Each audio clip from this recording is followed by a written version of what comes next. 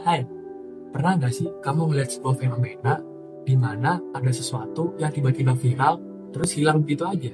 Ya, contohnya aja makanan-makanan viral yang saat dulu muncul itu tuh booming banget. Tapi setelah beberapa saat, biasanya makanan-makanan viral itu tiba-tiba hilang begitu aja. Nggak ada lagi tuh yang ngomongin, seolah-olah hilang dari muka bumi. Kenapa bisa gitu ya? Kenapa makanan-makanan itu nggak bisa terus viral? Nah, salah satu penyebabnya dapat dijawab dengan perilaku konsumen. Apa sih perilaku konsumen itu? Yuk kita telusuri. Apa sih perilaku konsumen itu? Perilaku konsumen itu adalah bagaimana konsumen berperilaku saat mereka mencari dan membeli menggunakan sebuah produk. Perilaku konsumen juga digunakan untuk mengetahui faktor pendorong atau motivasi dari sebuah produk. Seperti apa sih yang membuat konsumen membeli produk tersebut dan apa saja yang dibutuhkan oleh konsumen tersebut. Oke, kita sudah mendapat gambaran tentang apa itu perilaku konsumen. Sekarang, kira-kira apa aja sih faktor yang mendorong pengambilan keputusan konsumen tersebut? Nah, ada beberapa hal yang bisa kita perhatikan dari faktor pendorong konsumen ini, yaitu mulai dari faktor eksternal dan faktor internal. Di faktor internal, contohnya seperti kebutuhan pokok manusia, gaya hidup seseorang, hingga kebutuhan psikologis seseorang. Dan di faktor eksternal, contohnya adalah kondisi lingkungan seseorang, status sosial, hingga ke iklan atau marketing dari suatu produk. Sebagai contoh dari faktor internal dan eksternal, kita bisa ambil dari fenomena di awal video tadi, yaitu kenapa bisa muncul makanan viral di Indonesia yang langsung booming di sosial media. Dan kenapa kebanyakan makanan viral itu mendadak hilang. Kalau kita lihat faktor-faktor pendorong tadi, kita dapat merumuskan penyebabnya. Yang pertama, dari faktor eksternal.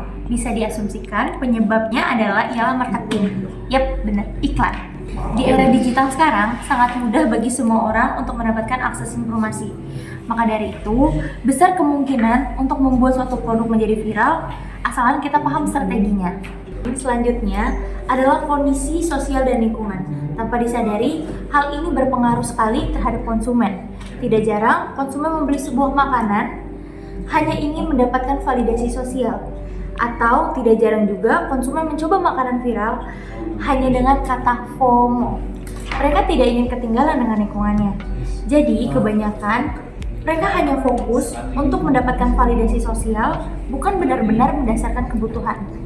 Hal itu berpotensi membuat makanan viral itu sendiri tidak dapat bertahan lama jika tidak memiliki strategi yang bagus.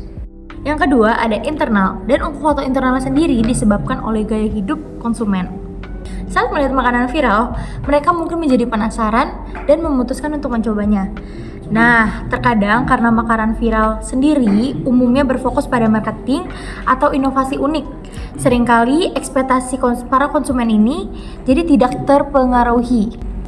Alhasil karena konsumen berekspektasi tinggi dan ekspektasinya tidak terpenuhi, alhasil mereka enggan untuk membeli makanan viral tersebut.